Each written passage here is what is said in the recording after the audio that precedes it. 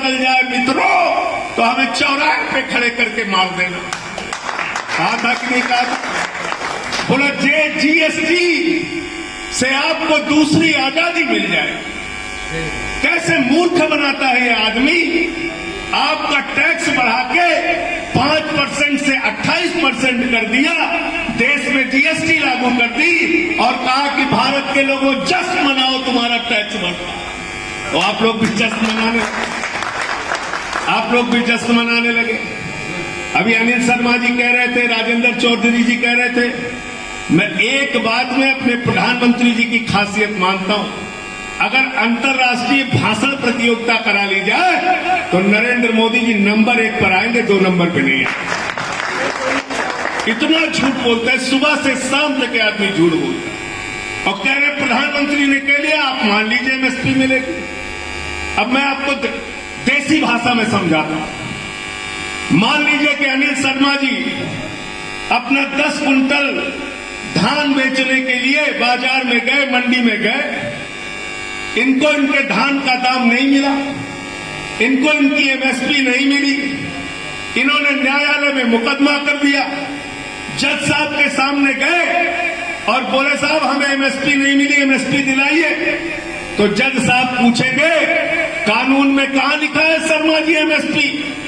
तो ये जज साहब से जब ये कहेंगे कि जज साहब आपने नहीं सुना, मोदी जी ने बहुत अच्छा भाषण दिया था कि एमएसपी मिलेगी, एमएसपी मिलेगी, एमएसपी मिलेगी, तो जज साहब इनका याचिका पकड़ेंगे और उठा के कूड़ेदान में डाल देंगे।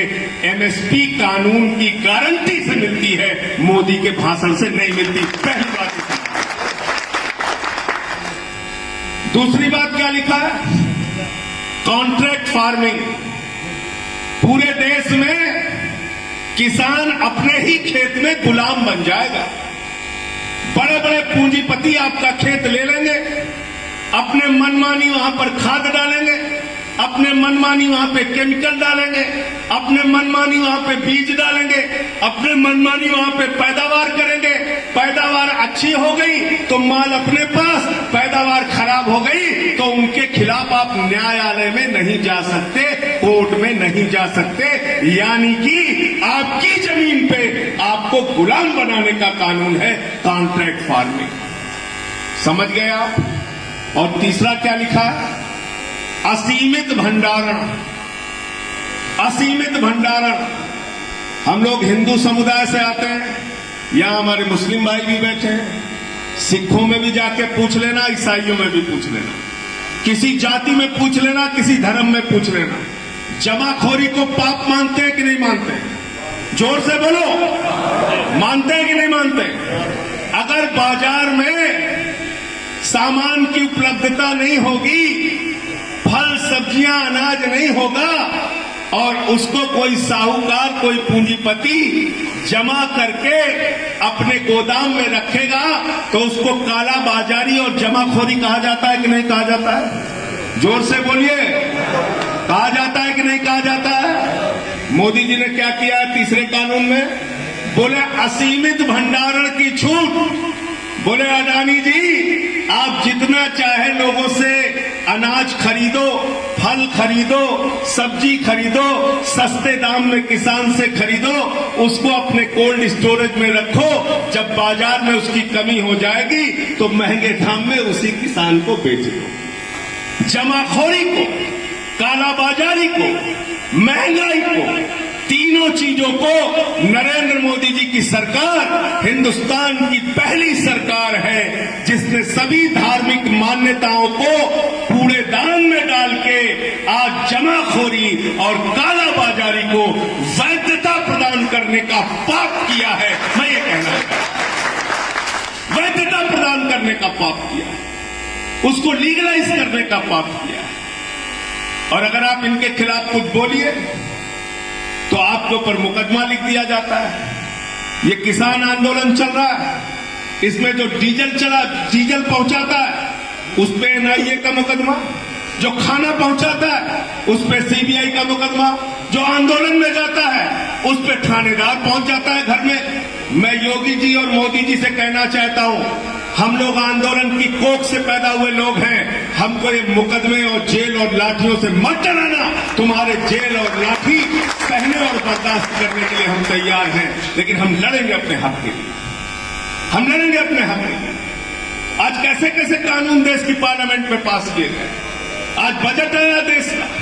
मैंने उस बजट पे संसद के अंदर कहा, बिल्कुल सही है, जान लेना। और 130 करोड़ लोगों की मेहनत से इस देश की संपत्तियां बनी है। इस देश की संपत्तियां, वो चाहे रेल हो, वो चाहे खेल हो, वो चाहे LIC हो, वो चाहे बैंक हो, ये आप लोगों की मेहनत से, इस देश के लोगों के परिश्रम और ताकत से बनी, उनकी मेहनत से, उनकी मजदूरी से बनी। और अगर कोई कपूत होता है, वो अपने बाप दादा की संपत्ति को बेचता है। कोई सपूत होता है, वो बाप दादा की संपत्ति को बढ़ाता है। लेकिन नरेंद्र मोदी की सरकार हिंदुस्तान की कपूत सरकार है, जो हिंदुस्तान की संपत्तियों को बेचने का काम कर। और क्या बेचने का काम कर रहे हैं? रेल बेचने का काम कर रहे हैं, सेल बेचने का काम कर रहे हैं, खेल बेचने का काम कर रहे हैं, स्टेडियम बेचने का काम कर रहे हैं, एयरपोर्ट बेचने का काम कर रहे हैं, पोर्ट बेचने का काम कर रहे हैं, सड़क बेचने का काम कर रहे हैं, बिजली बेचने का काम कर रहे हैं, पानी बेचने का काम कर रहे हैं, BPCL बेचने का काम कर रहे हैं, हिंदुस्तान को बेचने का काम कर रहे हैं। इसलिए अपने घरों से निकलो, इनका विरोध करो, अपने देश को बचाओ, अपने देश की संपत्तियों को बचाओ, वरना पूरा हिंदुस्तान बेच दे। हिंदुस्तान को बेच रहे हैं और आपको लड़ा रहे किसके नाम पे? हिंदू मुसलमान में फंसे रहो, दलित पिछड़ा में फंसे रहो, दलित सवर्ण में फंसे रहो, समाज को बांटो और राज करो की नीति ये लोग चला रहे हैं। आज आपको मालूम है बैंकों का NPA कितना हो गया? बैंकों में किसका पैसा जमा होता है अनिल शर्मा जी? किसका पैसा जमा होता है? किसका पैसा जमा होता है ढाका साहब? पब्लिक का। किसका पैसा? किसान का। किसका? मजदूर का, कर्मचारी का, छोटे व्यापारी का, बागपत वाला हो, बड़ौत वाला हो, मुजफ्फरनगर वाला हो, मेरठ वाला हो, शामली वाला हो, उत्तर प्रदेश के एक एक किसान का, मजदूर का, व्यापारी का पैसा बैंकों में जमा होता है। वो पैसा जाता है ना, आपको पता है कुछ? आप तो हिंदू मुसलमान में फंसे हो, आपको पता है कहां जा रहा है? कहां जा रहा है मालूम है आपको? 11 लाख करोड़ रुपए बड़े बड़े पूंजीपतियों को मोदी जी की सरकार ने बांट दिया। पूरे बैंक खाली हो गए हिंदुस्तान के। 11 लाख करोड़। अभी मैं सन्नी से कहूं 11 लाख करोड़ लिख दो तो जीरो लिखते लिखते थक जाएगा, इतना बड़ा पैसा होता है 11 लाख। 11 लाख करोड़ अगर हिंदुस्तान के विकास में लगा दिया जाए, फैक्ट्री लगाने में लगा दिया जाए, सड़क बनाने में लगा दिया जाए, स्कूल बनाने में लगा दिया जाए, अस्पताल बनाने में लगा दिया जाए, तो मैं दावे के साथ कह सकता हूं करोड़ों लोगों को रोजगार मिल सकता है और देश की तकदीर बदल सकती है। लेकिन वो 11 लाख करोड़ रुपए चंद पूंजीपतियों को बांटने का काम नरेंद्र मोदी की सरकार ने किया है। अदानी भी शामिल है उसमें, अंबानी भी शामिल है उसमें, वेदांता भी शामिल है उसमें। तमाम पूंजीपतियों को उन्होंने पैसा बांटा। तो बैंकों में आपका जो पैसा बांटा था वो इन पूंजीपतियों को बांट दिया। कितना बांटा है नीरव मोदी को? 20,000 करोड़ रुपए। 20,000 करोड़ रुपए। कितना बांटा है विजय माल्या को? 9,000 करोड़ रुपए। कहां है वो? कोई इंग्लैंड में बैठा है, कोई भूटान में बैठा है, कोई बैंकॉक में बैठा है, कोई थाईलैंड में बैठा है, कोई सिंगापुर में बैठा है। आपका पैसा लूट के मार के भाग गए। ये बड़े बड़े लुटेरे मार के भाग गए पैसा आपका। अभी क्या कहते हैं लोग? कहते हैं वो कर्जा NPA हो गया है। अंग्रेजी का शब्द इस्तेमाल करते हैं नॉन परफॉर्मिंग एसेट। कहते हैं वो NPA हो गया है। NPA का मतलब जानते हैं क्या होता है? बैंकों के खाते से पूंजीपतियों का नाम हटा दिया गया है। कहते कर्जा हमने माफ नहीं किया है, खाली बैंक के खाते से नाम हटा दिया है। तो मैंने कहा बड़ी अच्छी बात है। अंकुश चौधरी अगर कर्जा लेंगे बैंक से तो इनका पोस्टर पूरे गांव में लगवाओगे, तहसीलदार से कॉलर पकड़ के इनको हवालात में बंद कराओगे, लेकिन अगर अडानी कर्जा लेगा तो उसका एनपीए कर दोगे, बैंक से उसका नाम हटा दोगे। अगर ऐसे ही एनपीए करना है तो हिंदुस्तान के किसानों का, मजदूरों का, छात्रों का, व्यापारियों का भी एनपीए कर दो। बैंकों में जितना कर्जा उनका है उनका नाम बैंकों से हटा दो। अब हमारे घर वसूली करने मत आना, अब हमारे घर वसूली करने मत आना, हमसे कर्जा मांगने मत आना। तो ये हो रहा है इस देश के अंदर।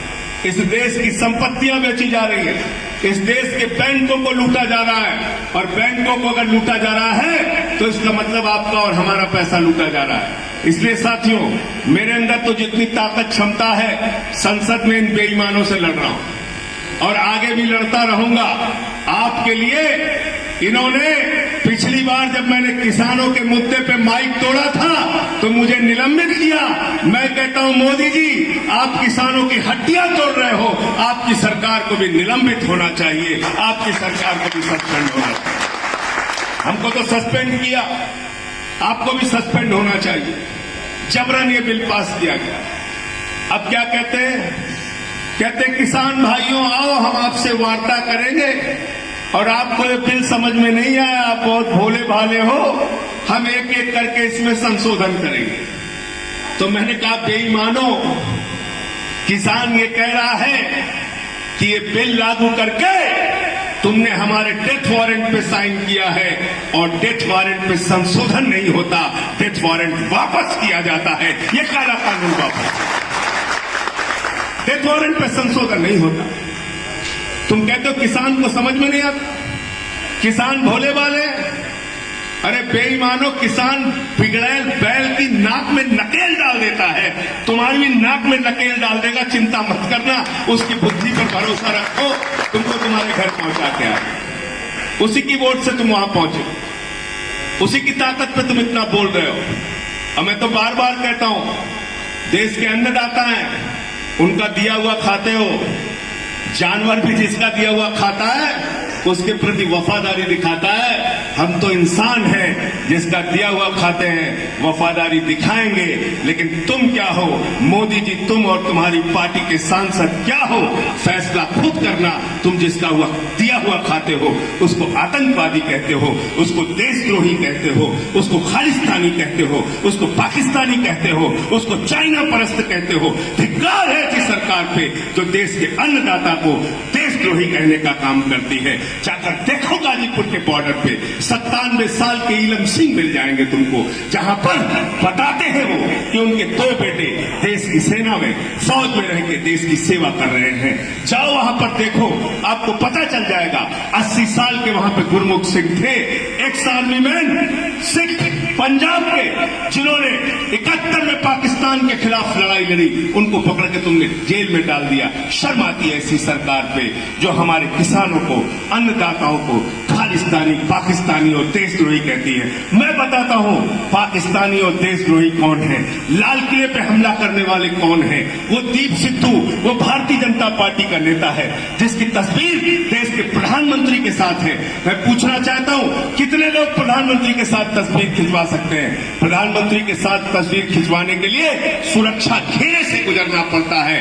दीप सिद्धू की तस्वीर, वो दीप सिद्धू जिसने लाल किले पे हमला किया, जिसके ग्रुप ने, जिसके संगठन ने लाल किले पे हमला किया, वो भारतीय जनता पार्टी का नेता है। और अगर देशद्रोह करने का काम किसी ने किया है तो भारतीय जनता पार्टी के लोगों ने किया है, किसानों ने नहीं किया, किसानों ने नहीं किया। किसान देशभक्त था, देशभक्त है और देशभक्त रहेगा। इन्हीं शब्दों के साथ मैं अपनी बात को विराम देता हूं। बहुत बहुत शुक्रिया, बहुत बहुत धन्यवाद। अरविंद केजरीवाल जी, अरविंद केजरीवाल जी लगातार किसान आंदोलन के समर्थन में पूरी तरीके से साथ दे रहे किसान आंदोलन। वहां खुद से भी गए सिंगू बॉर्डर पे, राकेश टिकैत जी से भी बात की। जिस दिन की घटना है, जब उनको रोना पड़ा था, मैंने कहा बाबा महेंद्र सिंह टिकैत के बेटे को तुम्हारी तानाशाही और गुंडागर्दी की वजह से रोना पड़ा, इससे ज्यादा शर्म की बात तुम्हारे लिए कुछ नहीं हो सकती। उस दिन बात की थी केजरीवाल जी ने। सड़क पे लड़ाई हमने लड़ी, संसद पे लड़ाई हमने लड़ी, और अब आने वाले दिनों में अरविंद केजरीवाल जी किसान पंचायत के माध्यम से जगह जगह पे जाके रैलियां करके, रैलियों को संबोधित करके इस सरकार से मांग करेंगे कि ये तीनों काला कानून जल्द से जल्द वापस किया जाए और हमारे जो किसान भाई आंदोलन पर बैठे हैं उनको वापस किया जाए। ये कानून वापस होगा तो किसान वापस होगा, कानून वापस नहीं होगा तो किसान वापस नहीं होगा। बहुत बहुत शुक्रिया, बहुत बहुत धन्यवाद।